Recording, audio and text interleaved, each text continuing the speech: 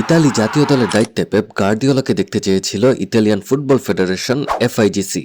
4 বারের বিশ্ব চ্যাম্পিয়নদের হারানো গৌরব ফিরিয়ে আনতে স্প্যানিশ এই কোচকে নিয়োগ দেওয়ার জন্য বিশেষ উদ্যোগও নিয়েছিল তারা।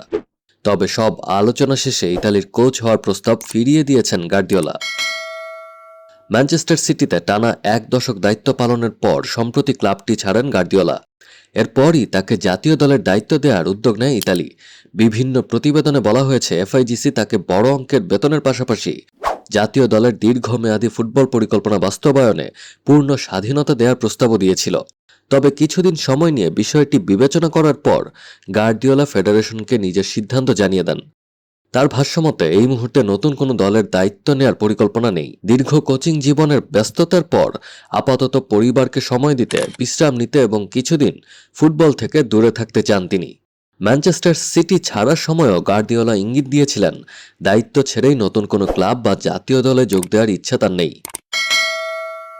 ইতালির প্রস্তাব ফিরিয়ে দিয়ে সেই অবস্থানই আবারও স্পষ্ট করলেন তিনি।